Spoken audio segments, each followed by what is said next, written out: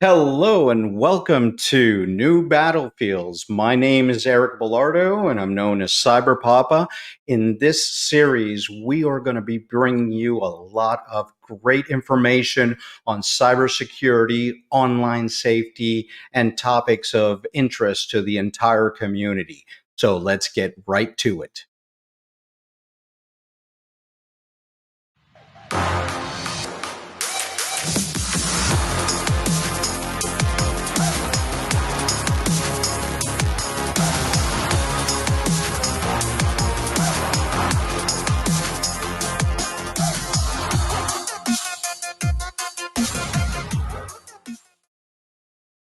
And again, welcome to our show. My name is Eric Belardo, also known as Cyber Papa. And with me tonight is my co-host, the Cyber Warrior.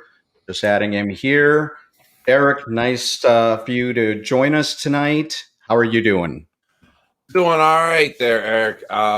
Another amazing day, and I'm happy to finally get this show kicked off and look forward to what it can bring to the community and those that may not have a deep understanding of cybersecurity and the dangers that social networking and things like that face.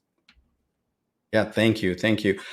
What, as you mentioned, what kind of things do you think that will be of interest, and how can we help the community with these shows that we do? Well, really, it's going to be about just some of the new attacks that have come out, different phishing things, and then on top of that, just trying to avoid being bullied by fake accounts and people. I've had issues recently with scammers and people trying to steal accounts for verification purposes to sell verified accounts. And they tend to bully the persons that they stole the account from. And they create fake pages on top of that. So, I think that's going to be one of the big things is how you combat that and how you can go about avoiding it in this case so that it doesn't happen to you. And I've done a few videos on it, whether on TikTok or YouTube. I've posted about it on Twitter. There's a lot of things we can do in the industry, but there's a lot of things that individuals who don't know the industry that can do as well. That's very true, very true. And we talk a lot about all these things offline, how we can help the community, how we can bring the community together, and how we can inform people better and help them when the worst happens. So tonight we were supposed to have two guests, but unfortunately, one of our guests had a medical emergency with their family. So Devil Ray will not be able to join us tonight. I know everybody's sad, sad. All right.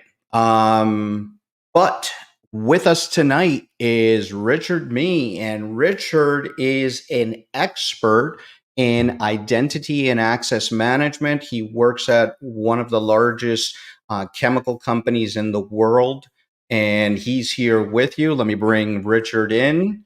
Hey, Richard, how are you doing tonight? All right, about yourself? Not too bad, not too bad. Can you tell our audience a little bit about yourself? Oh, let's see. Like you said, I've been dealing with the identity access management world for going, 10 plus 20 years now. Just keep an eye on what's going out there, being cognizant of the different threats we have. I mean, everybody sees the news articles, news headlines of what's been hit, what's going on, different threats that's coming in. And most people will think, oh, I'm just a small fish, nobody's going to target me. But those are the easiest target to hit. And once you're hit, it's really hard to recover from. Great. Thank you very much for that. I want to acknowledge a couple people out in the audience right now. So I know we've got the Sixth Sense out there. We've got Kalila. We've got Amy out there on Facebook land. So today this is going to be an interactive series that we're going to do. So we're going to first start with some topics, some questions. We're going to ask some questions to our guests and to each other.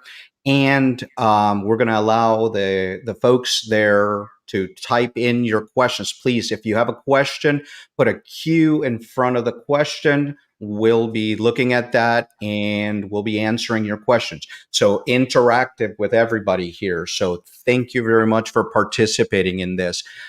Let's go with the first question here. Okay, so all right. So, what is online safety in your eyes? How do you stay safe online? So, let's try to come up with a good answer there. So, let's start with you, Richard, as our guest. So online safety, right? So we look at what does people do when they're online. 90% of the people will say, I'm just browsing online, I'm going to different websites, I'm shopping, I'm doing this and that. Depending on what you have your browser configured at, the sites you go to may have different kind of pop-ups, different kind of ads. Some of those ads may be fairly convincing and you may be enticed to click on it. And a lot of times that'll take you down just a slippery slope that you don't want to be at. You'll probably be prompted to say, hey, you've got certain malware, you've got viruses, we detected something on your computer, call this number, we'll try to fix it for you. And that's usually one of the first things that scammers and hackers try to do, try to get your information and take advantage of you that way. So a lot of it just being cognizant of what you're clicking on, which site you're going to, be aware that certain things are not what they appear to be, and just be aware. The other part of it will be emails. A lot of emails you receive may seem, quite honestly, too good to be true, right? We've all seen those emails. Hey, I'm a Nigerian prince. I got money I want to share. Send me your information so I can send you money, right? We've all seen those emails. It's been but of jokes for years, but it still happens. Scammers, they've gotten a lot better at crafting those emails. A lot of them look a lot more legit, especially coming from banks or financial institutions that you may or may not do business with. And you're going, hey, do I do respond to this? And again, being aware that those are phishing emails, they're looking for information, being aware of how to detect those emails and recognize that those are actually not legit, and understand the ways to work around it. Good. That's good. What about you, Cyber Warrior? Yeah, I mean, it's a variety of things, right? So online safety comes down to not only protecting your personal information, but protecting yourself, right? So, and we talk about cyberbullying, we talk about a lot of things like that. And Eric, me and you have gone rounds about how we can help others and how we can bring information to others. And I think, the biggest part of online safety, and Rich touched on it, not falling victim to phishing emails, not falling victim to, this, that, and third. But here's the kicker to it is all these images, all these surveys, all these things on Facebook. Hey, what year were you married? Hey, if you like this, do that. Hey, if you pray, if you believe in God, say amen on this image, and all these different things. And then you have the surveys on top of it. When in reality, what are your security questions? When did you get married? Where did you get married? What was the name of your first pet? What is your mother's maiden name? All these different things. And we really give it away online. And it's brutal. And the sad part is not only is it, freely given away online to your friends, but a lot of these people don't even lock down their profiles so that their posts are only visible by friends. Or they'll make one post that says, okay, go public. And everything from then on, if you just auto post and just say, oh yeah, share this online, is now even public. So all this data gets gathered and it's in public domain. So I can go in and reset. Okay, maybe Facebook stops me from resetting your password for one reason or another, but some other account won't. I can hit your email or I can hit something else and be like, I'm going to just answer your security questions and gain access and change your password. And that's all there is to it. And then you're done. There's nothing you can do. Sixth Sense just said so true. Even simple metadata equals money in their eyes. That's correct. So online safety for me personally is a combination of things. It's as we as citizens become more embroiled and connected and use technology all for our lives. And right now, your phone is always with you, your computer is always with you, you work online, um, you know, we, pardon me. So we get embroiled in this technology, and now people need to start thinking of safety the same way that they think of their personal safety, not locking the keys in the car, or locking your car, closing your windows, closing your doors. People need to be trained to do that in their personal, or sorry, in their cyber world. So that's a big part of online safety. How do we stay safe online? Things like securing your password, doing a password that is complex, changing those passwords on a weekly, oh, sorry, on a monthly basis. Doing that basic hygiene of security. I know people that I know in my family that have had the same password for the last 5 years. And I'm sure any of our users out, our viewers right now, know this.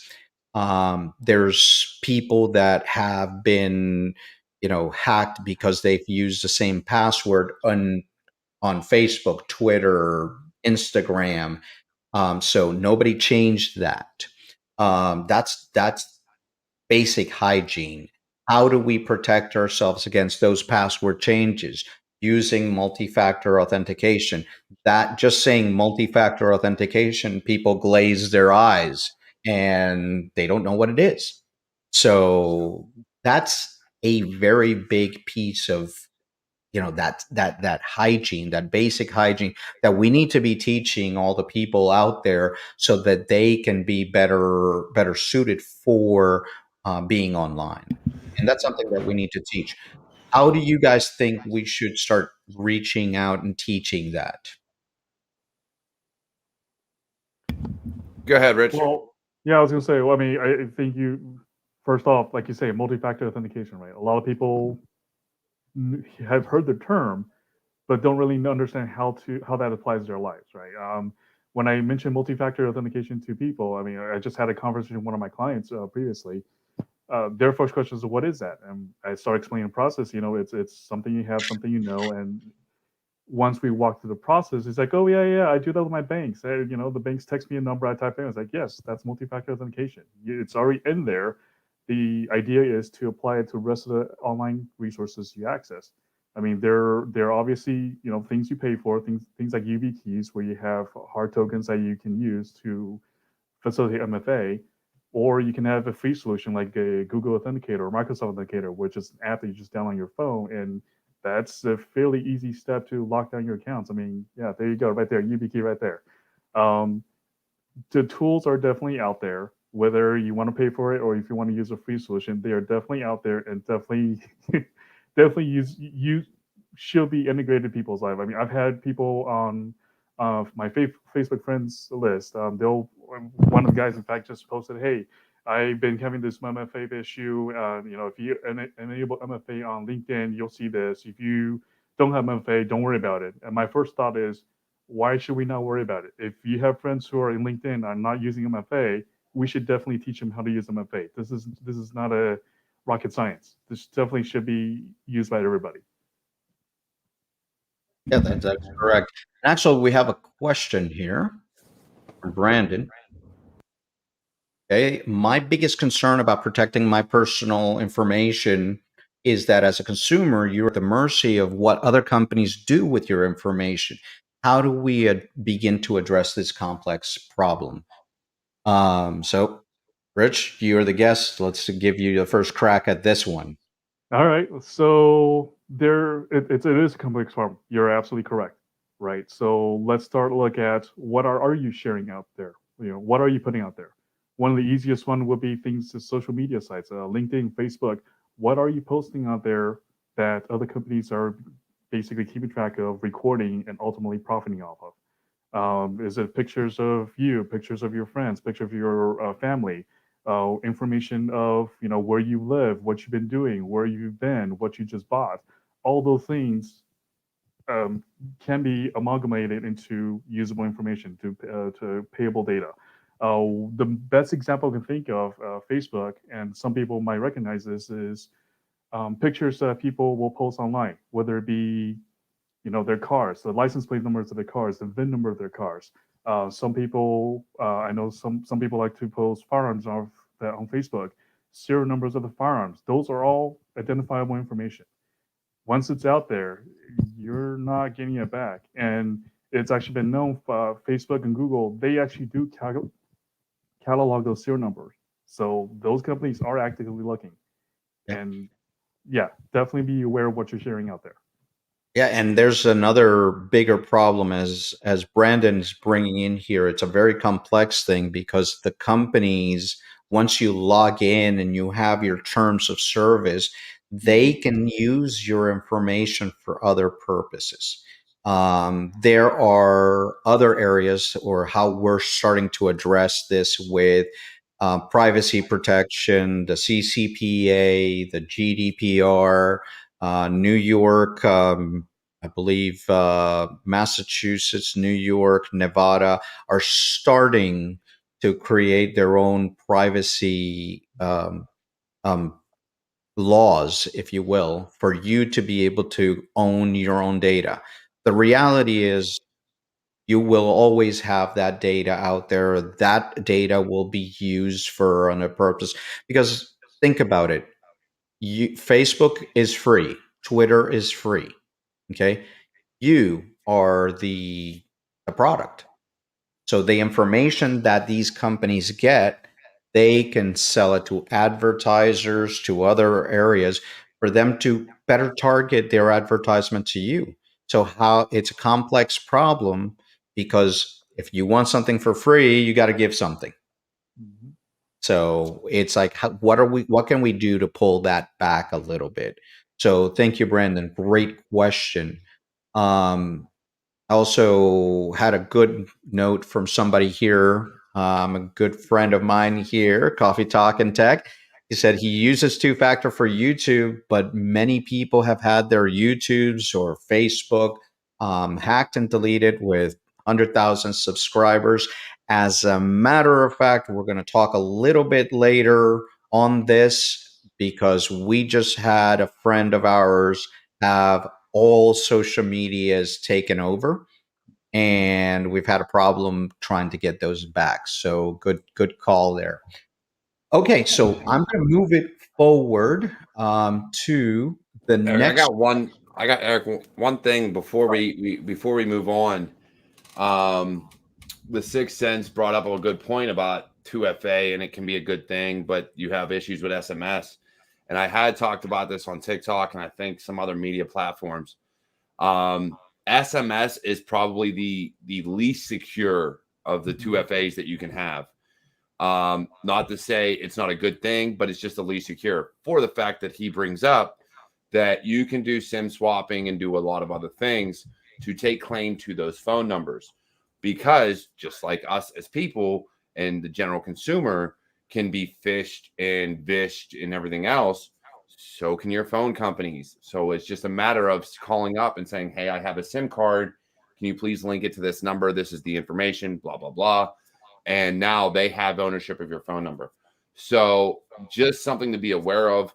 These numbers can be cloned. These numbers, there's a lot of things that go into it.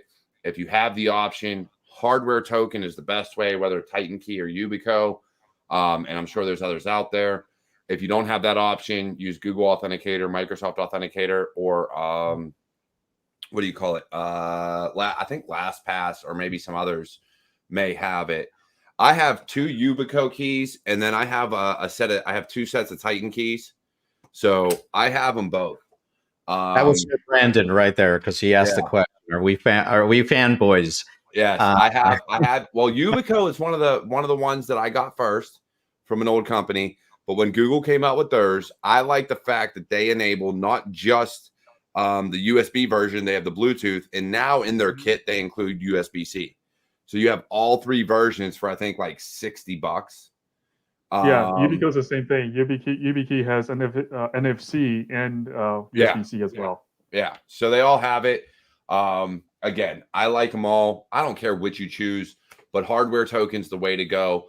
The downside is there's still a lot of applications out there. And I think YouTube, Facebook, Twitter, all these ones that offer a second factor of authentication, hardware token isn't one of them. You have to use either an authenticator app or SMS or email. So if you are on the Facebook, what do they call it? The Facebook beta program.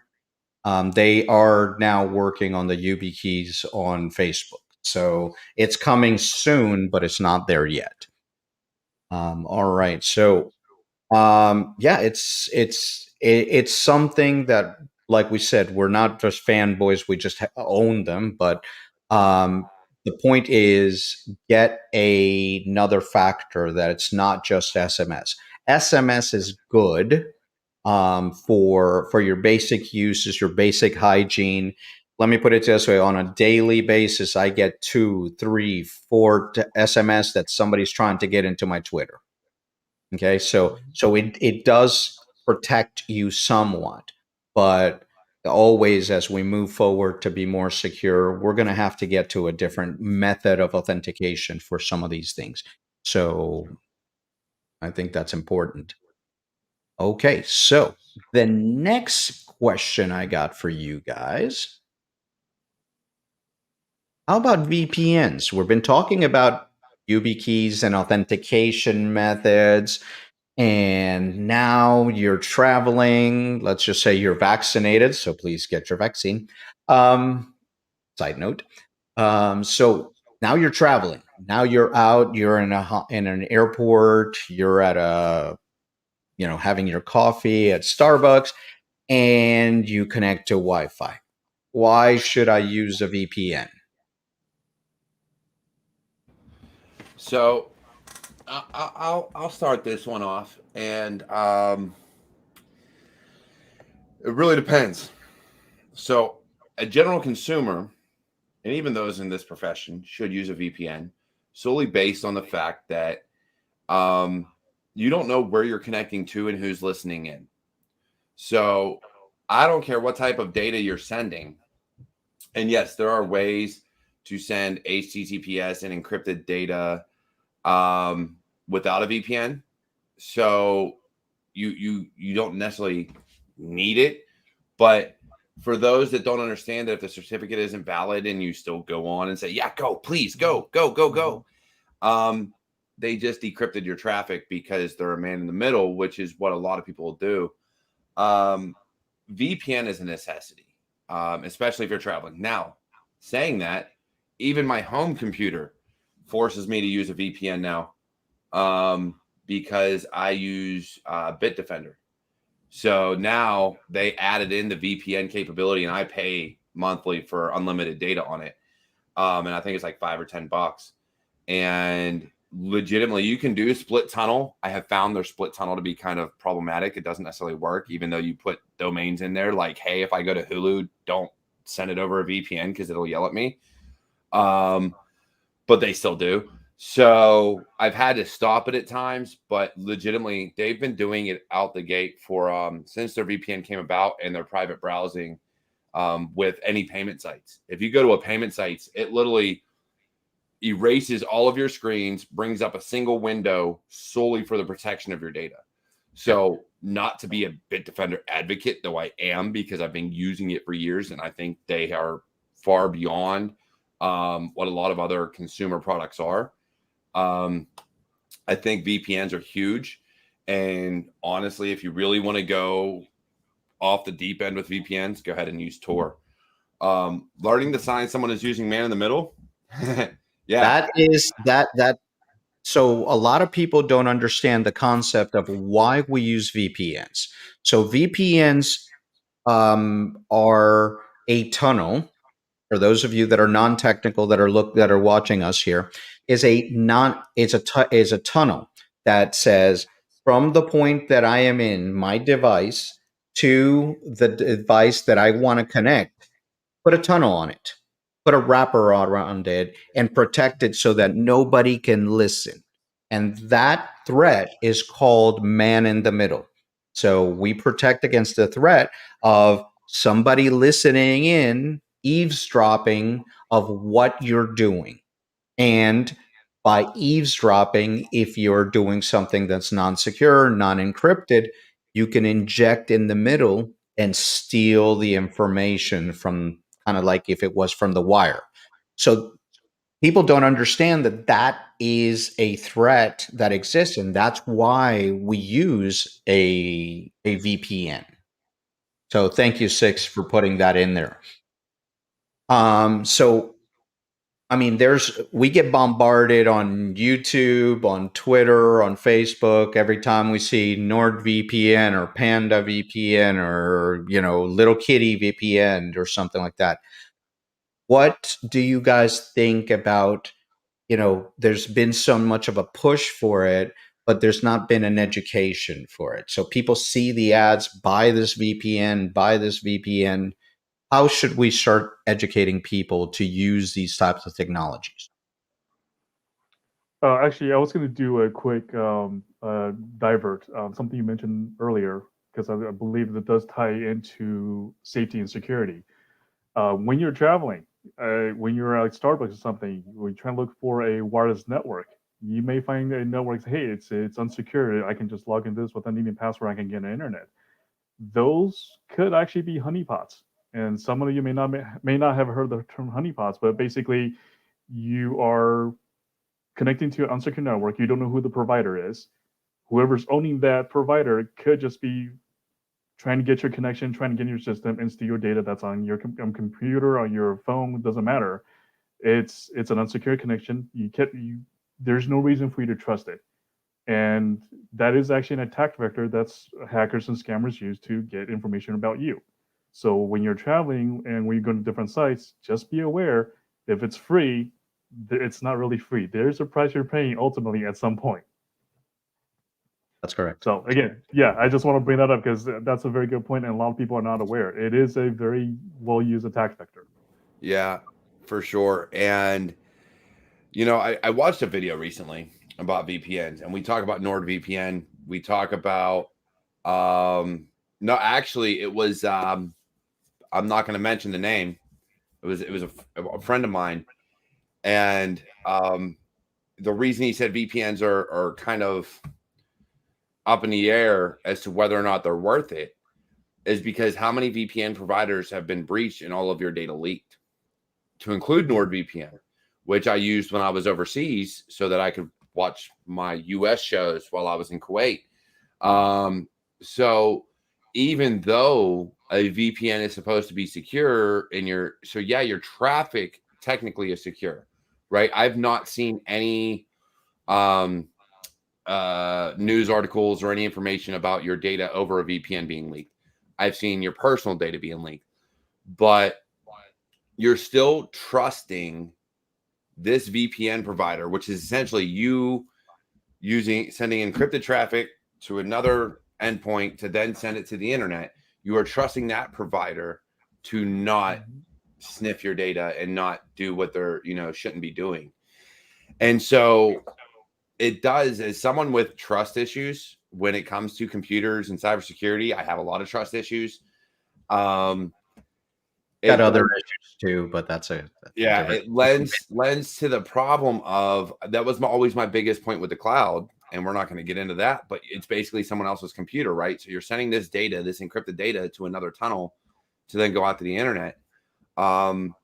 So as much as I advocate for VPNs, just be cognizant of the issues and the data leaks and things like that, and choose someone like Proton VPN or something like that A is truly tries to make you as anonymous as possible, and B doesn't require a whole lot of personal data. So your name is one thing, but if it asks for your name, your address, and your credit card number, and you choose not to give a private credit card number, which is possible, then you can fall victim just like anybody else to your data being out there. Well, actually, let me bring a tangent there. You mentioned the credit card. So a lot of these companies, have subscriptions. You got to pay for them and stuff. But there's a way to create a one-time use credit card. And I believe, and this might be wrong, and I'm not being sponsored by them, but it's called Privacy.com, I believe, and where you can go get a credit card. You have your credit card or your information. It creates a one-time use credit card, and you can use it to pay for stuff. You're still, doing something, with the other credit card. You're providing to this service, but privacy.com and I think that's what it's called, but don't quote. Yeah, we'll have to go back and look at the messaging, Eric. I think me and you were talking about, well, me, you, and another party were talking about that the other day. So we will have to speak on that. But yeah, there is a way to get a private credit card. Or if you have the option, and I'm just throwing this out there, Apple Wallet or Google and Android, they give fake numbers when you pay with their pay services. So take it for what it's worth. I don't necessarily trust either of them either, but they do technically issue fake numbers to these providers so that those numbers cannot be used again in other services unless you're going through those accounts. And that's Google Pay, Samsung Pay, and Apple Pay. They issue fake credit card numbers to these providers so that your account is not actively being used or caught in a breach. So, us Apple haters. So yeah, you are an Apple hater. All right. I love my phone. Don't hate. I just got my wife Galaxy Ultra. All right, so I'm going to put this to the audience right now. How many of you security people use Apple devices? I want to see that in the chat. All right, Khalila's team Android. That's Khalila's team Android. Look, I've used both. Look at that. I've used both. Mm-hmm. I can't be mad. I've used both. I've just had issues with Android when I switched back from iPhone, and it took me back to iPhone. Maybe eventually I'll go back to Android. I like using everything. I just can't handle two numbers right now. My wife would yell at me. I'm like, why do you have another phone? Brandon is Team Apple. 1 and 1. Oh, no. Oh, man. And then we've got, the 6 cent. Look at that. So, and here's my problem with iPhones. So before we move on, because I'm sure we got the next question coming up. iPhones, and here's my biggest issue, is Apple wants to rave that they're so secure that nobody can do anything, even though they've released articles about 0 days. No, we patched them and this, that, and the third. The fact of the matter is they do not let anti-malware vendors like Bitdefender, like AVG, or anything like that truly scan the system for malware. And that's where my problem lies. Because there's no way you're 100% secure. If somebody wants to release malware into your market, they're going to find a way to do it and get past all of your defenses, or even through messaging or through web app or whatever the case may be. So the fact that they don't let anti-malware vendors develop software for their phones in such a way that it can catch these things, that is honestly my biggest complaint about them right now, because Android lets it. Like, you can run AVG, Bitdefender, Norton, I think, has a product out there. McAfee, I think, even though I hate Norton and McAfee, if you use either of those, I will probably never talk to you again. But I use Manjaro. All right, I'm okay with that. But and look, if you tell me you run Linux and don't need anti-malware, I'm gonna smack you too. But I know what Monero is. It's Linux. You better be using anti-malware or stay off of sketchy sites. But yeah, I can't promise that one. But I hate how Apple doesn't allow anti-malware vendors on their phones. Well, they do, but they can't scan the entire system. They can't scan the whole file system in the application. So that is my biggest issue with them right now. Other than that, I think Android and iPhone are pretty equal in their capabilities and what they can do. You can jailbreak an iPhone. You can root an Android. You can open them up to all tons of stuff if you really want to. But I just think that it really comes down to the person. That will be another episode there. Huh? What do you do with these phones? But all right, so the next section of the of the show here, I wanted to talk. We've already kind of talked a little bit about it on how securing social media, but the important part is, what do you do when that bad thing happens and you wake up, you can't access your account, or somebody you love or know can't access the account? And what can we do better in that situation? So, Richard, what do you do to secure your online life? So for me personally, I think we touched on this previously, right? Just like you said, different passwords to different sites, complex passwords especially. Having second factor, multi-factor authentication to lock those sites down, to lock those accounts down, are definitely my first steps, right? Like you said, nothing is invincible. Anything that created by man can be destroyed by man. That's just the way it is. But at least I can raise the difficulty meter where I am less of a target. Yeah, they'll look for greener pastures, look for easier targets to go after. And if somebody really wants to come after me, I'm sure they could. We all know this. Just how determined are they? But yeah, there have been friends and family who, like you said, have lost access to their accounts, have asked for help to figure out what they can do. Unfortunately, we are very much at the mercy of those companies of us to help what they can do to help us. I mean, the other day I just saw an article where people were having to buy $300 Oculus VR sets from Facebook just to be able to recapture their Facebook accounts. To me, that's ridiculous. This is something that Facebook support really needs to step up their game. So there is no Facebook support other than their forums and their little email thing. But there's Yeah. no Facebook support. You can't pick up the call and a phone and say, "Help me here, please." Mm-hmm. So the workaround is, since they pulled in Oculus, and Oculus has actually a very, very good support activity. People have now started buying the cheapest Oculus Rift, which is $299, and using the codes on the back, calling, registering that device, getting their accounts back, because you need a Facebook account to use an Oculus, get their accounts, and then they go back to Best Buy and turn in their Oculus again. And it's ridiculous that people have had to go and do that. And as a matter of fact, I'd like to ask Derek here to talk a little bit about the case that we've been working on for the last couple weeks. So, Derek, please take it away. Yeah, so we talked about it earlier. All right, so the biggest thing with this was password reuse. So I don't know if this person's phone was compromised. I don't know how exactly it came about, other than they attempted to be verified by Instagram, and within seconds, they received an email from an email address, and it was instagramofficial.bluebadge@gmail.com. So normally they wouldn't have fallen for it, but due to the quickness of the email, and how soon after asking for verification that it came, they were like, "Oh, this got to be official. Let's send them whatever they want," which included passwords and a bunch of other personal information.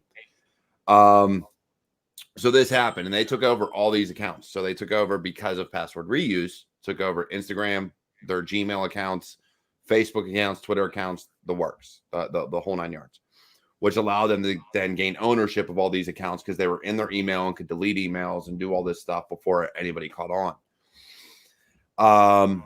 So we fixed that issue. We got Twitter back, and we thought we had Facebook and Instagram back. Well, must have missed something. They regained access. And the problem with this is, it took for me to find someone within the network, and I was making friends everywhere to even figure out how to fix this problem, which required getting a support ticket put into Facebook from someone within Facebook. We tried all the, "Hey, I've been hacked" methods. We tried every page Facebook offers. None of it worked. And it really took to developing a network and building more and more people within that network that were willing to help. And you'll find a lot of people within Facebook will just be like, "Oh, well, go to this page and go through our automated tool that doesn't work because it wants to send an email to an account that does not belong to the original person.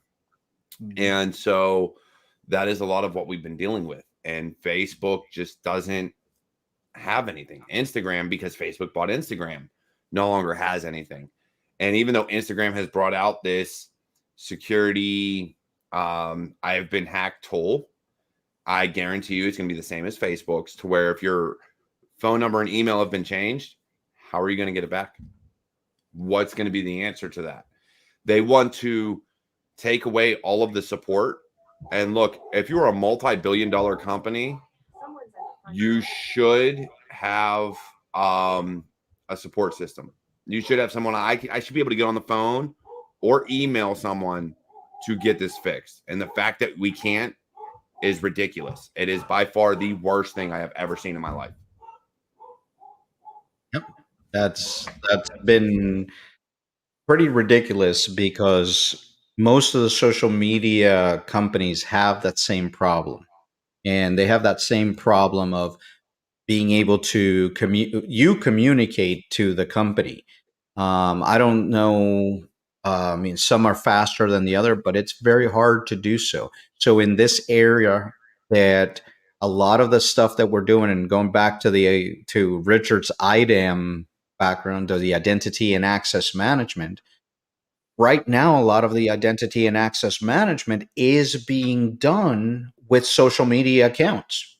Mhm. So that we call it B2C, no, or C2B, one of the two. I think it's C2B, Mhm. where you can use your social media, and you guys have known, you register to an account and it says, do you want to use your Google identity to log into this site? So what happens now when your Google got hacked, your Gmail got hacked, and now you've lost access to the other ecosystem that you have, or your Adobe, or anything else that you do. So this is very important for these companies to start getting a little better on their, you know, um, access for people to reach out and help. All right. So anything else from you, Richard? Or Oh, just kind of quickly expanding. I mean, what you're saying with the quote unquote C2B, yeah, it's basically it's companies trying to make what the concept called single sign-on available to the masses, right? You basically use a single user login ID to access various different online resources, and that's single sign-on. It does make things easier for the user. You only have to remember one username and password. But at the same time, that we're going back to password reuse, right?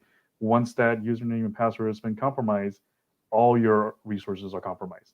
So yeah, going back to what I normally do to protect my account, yeah, I don't do single sign-on like that. I make sure all my resources have their own individual usernames and passwords. And I even change up the username just to keep things different. I know a lot of people would like to use same username just to keep things easier for them to remember, and I understand that. But there are tools available for you to keep track of different username and passwords. I mean, there are actually password managers that will allow you to keep track of and protect that information, but still make it so that you can still easily use your credentials for the different resources without relying on something like single sign-on. any specific password manager that you would recommend to our viewers? Personally, I have been using KeyPass for years. It's a great little tool. It's a free little utility. I think a couple of my other friends and colleagues, they've also used, I think it was Password Manager Pro or something like that. Again, definitely do your research, understand what kind of encryption they use to protect the credentials, and understand, make sure that whatever database they stored on is on a local database, not an online database. An online database is just asking for it to be hacked and compromised, whereas the local, you keep control of it. You own that database. And what about you, Derek? So even though with the breach that I know happened and all the issues, I use LastPass. I'm not gonna lie. I found it. I have the family plan. I was not mad when they went and took features away from the free people or free users. Just because I've been paying for it for years. I personally love LastPass. I have it on my devices, my kids' devices, everything like that. I do feel like KeyPass is valid. I find if you use things like Google Drive or OneDrive or some other cloud storage service that allows you to take that database with you, because it's not cloud synced. So you just pull the file down and you link it to your database on whatever device you're on. So there are ways to make local password managers, cloud password managers. On the note of what Rich said about usernames, I don't. I keep the same usernames simply for brand. That's really why I do it. It's all about brand for me. Oh God. So the 6th Sense. What do you think about the password managers built into browsers? I think they're horrendous. And I'm going to say that because where KeyPass is a database file, LastPass is stored, all your information is stored on somebody else's computer. Everything in password managers is stored on your local machine. They have been known time and time again that if somebody gains access to your machine, they gain access to all of your passwords. If you store them, my machine's in my house, so it should be safe. Yeah. Look, we're not going to talk about the sites you go to, Eric. But yes, browsers are the worst for password managers. That is why when you go to things like LastPass, and actually Google did start doing this, but because you can still store passwords to the browser, it's still a known issue, where you can, it'll tell you whether or not you're reusing passwords. And though Google did that as well, because I don't know if there's still, I personally, so if somebody knows, please inform me, does Google Chrome still store passwords to the local desktop? Because I do know that they sync it through the cloud, but if they're still storing it to the local desktop, you still have a problem. Whereas LastPass, KeyPass, Dashlane, and Lord knows what else, I don't even remember them all because there's been a few to come out in the past few years. All these other password managers are either one database file that is damn near impossible to get into if you set your password correctly, and then or cloud service, which again is damn near impossible to get into if you put the world's hardest password on it.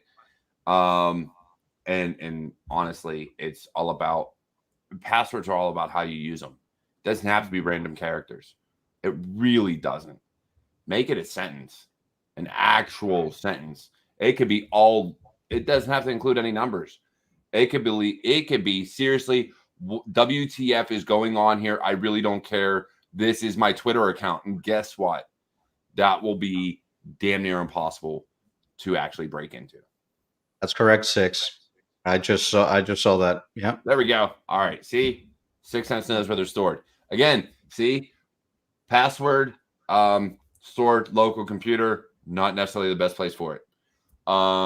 Every single one from Windows, Google, Edge, Firefox, anything that says, do you want to save your password? I always tell them no. So all my passwords within Google are wrong. So go ahead, crack my passwords in Google. Please do. Yeah. I just password on my local desktop. It's wrong. I just changed all my passwords to I love Cyber Warrior. Just. All right, so folks, we've gotten to the stage of the show here where we're trying to get your questions, see if anything that we have discussed that you guys want to ask any more questions, or if there's a topic that you guys haven't heard us talk about here that you would like us to discuss. Okay. Gonna give it a few seconds here. But again, one of the main messages of this is education on how to be more safe online. It is out there. You can go to a lot of the YouTubes. I don't call them the YouTubes. I'm old. Okay, so the like the Facebook. Okay. On the web. It is on the web. It's on the web. It's not the web. Oh no, on the line. That's what it is. That's the phrase I'm looking for. On the line. So here's my question. Actually, I do have a question. Because we talk a lot about getting information out there. And one of my big things is the general populace that does not give a damn about cybersecurity isn't going to care about what you put in front of them. So is it about forcing the issue to where you can no longer log on to a service unless you have MFA, or unless you have no MFA and a secure password? Would that be the only way we can force security into social networking, into these things? Because they're not going to care otherwise. They're not going to watch. It has to be a forcing function, is what you're saying. So we need to make sure that these companies that are doing this are, as a matter of practice, forcing somebody to have a complex password, to change their password, and to enable a strong MFA. That I think that's important. Now we've got one question from Brandon here. What on earth should we do about 0 days? So first, before we tackle that question, what is a 0 day, Mr. Richard? 0 day is basically a what's the word I'm looking for? A malware that's exploiting a previously undisclosed vulnerability, right? There's basically companies will have quote unquote bounty systems where various programmers and white hat hackers are invited to do pen testing to try to breach a system. If they do breach a system, share what they find with the company so the company can develop patches for them. A 0 day is basically something that's exploiting that vulnerability before the company has had a chance to either patch it or release information on it to be vetted by the technology field professionals. So yes, that is a valid concern, and we do see that pop up in the headline all the time.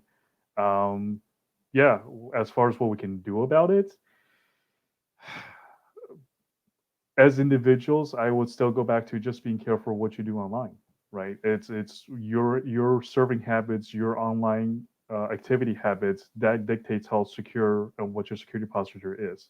Um, we go down a path of you can be as secure as you want and just not even be online. Then you have to don't worry about 0 days at all. To how liberal are you in what you're accessing and what you're exposing yourself to for 0 days. It's all about limiting your exposure. Right. And the reality is there's a period of time before a 0 day or a vulnerability that's not been disclosed that is being exploited or used to do malicious things is addressed. So because it's a 0 day, nobody knows what it is, but nobody can act on it. Then when we find out about a 0 day vulnerability, now the technology has to catch up. So even though we try to defend against it, we need time for the scanners to come up with a signature, the defensive technology to come up with a signature. So from the 0 day till we have a defense can sometimes be months. So monitoring is important. So once we know what the vulnerability is, we just need to put a radar around it and say, this is what we're going to do. Okay. Anything else from you, Dirk? No, I mean, the big thing comes down to monitoring, something that a lot of companies are lacking and a lot of people are lacking. People in general don't do it unless you're in cybersecurity and stand up your own security onion. General populace isn't going to know what the hell they're doing. So, and I don't blame them if they're not learning. If it's not their field of study, then it's not going to matter. But companies really comes down to monitoring what's going on through your network. Eric, before we hit that question, I want to answer one question from the Sixth Sense, just because it was there and he didn't put Q before it. Penalties for large platforms. I have talked about that on my show, and honestly, I don't know what we can do because of cyber insurance. Cyber insurance basically covers the loss of a lot of these things. So with that coming up and about, the government would have to step in and say the fine is larger than any deductible or anything you would pay with cyber insurance. That is, but then you get into government involvement within business, which is never pretty. And I kind of on the fence with it. But when it comes to large platforms, Facebook, Twitter, Instagram, Lord knows you name OPM, all your banks and PCI and all these regulations that they have to go by. When stuff like that happens to them, it's a whole nother can of worms. And I don't think there's any good way to go about fixing that issue. There's government involvement or there's no involvement. So and there has been something that is, believe it or not, in the infrastructure bill that's going through Congress right now for this particular item, but that's yet to know if that's going to be ratified and how it's going to be done. Okay. So last question of the night to Amy. Amy, and from Facebook, she says, have you guys reviewed the free cybersecurity curriculum through cyber.org? I have seen it, and actually think that it is a great curriculum for middle school, high schools, and other organizations that want to know more about that education at those levels. It is a good program, and again, any program at this point in time. I always like to say that everybody uses technology, but nobody knows how to use technology. So we're all connected. Your kids know how to do an iPad, but they really don't know what's happening. When they hit that www.google.com, what magic is happening? So it's sending a request to a DNS. Nobody knows what a DNS is. Okay. But 2 weeks ago, DNS went down for the internet, and half the internet went down for a period of, I think it was, what was it, 14 hours? Something like that. I don't even recall because I don't know when it went down. All I do know is that my DNS server worked. So I didn't have DNS issues. I have yet to have a problem surfing the web. But I get the point, because when I was in the Army and I was in Kansas, I think it was, Dyn DNS or AWS, one of the DNS services went down, and the whole East Coast lost DNS services. So I have seen that problem, and I've seen other things with not being able to access, even when AWS goes down. If AWS goes down, which has happened, or no, they're the biggest culprit. When they went down, a lot of your websites went down as well. I think Facebook was one of them, and a few others. All right. Well, thank you very much, everybody that's participated in the questions. We're going to have some more to stand by for next Thursday. We'll be discussing other things. But now I would like to have my co-host and friend here to talk about, and Richard, we are going to put you aside for a second.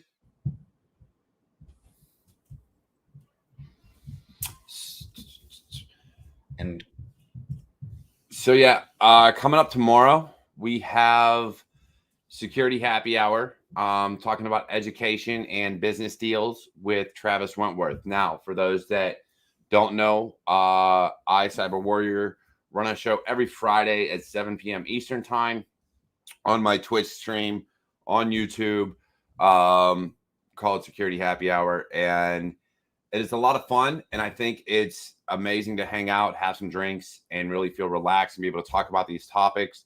So yes, tomorrow, 7 p.m. On my YouTube and Twitch and Facebook, we will have Travis Wentworth on. And again, I do this every Friday. So if you can't tune in, it is also on my YouTube stream or YouTube channel. You can watch all the previous episodes as well. And it's on podcast. Okay, wonderful. And next week on this channel, on the Cyber Papa's new battlefield, we're going to have an awesome show talking about the world's cyber events and all the things, all the geopolitical with NATO, and the China and the different countries that are working with that. We will have as a guest Dr. Nicole Flores and other guests that are going to join us for that show. So stay tuned. Get your information from my Twitter right here, and as well as if you see down in the in the band here, in the ticker, there's a link for my bio link right there. Bio.link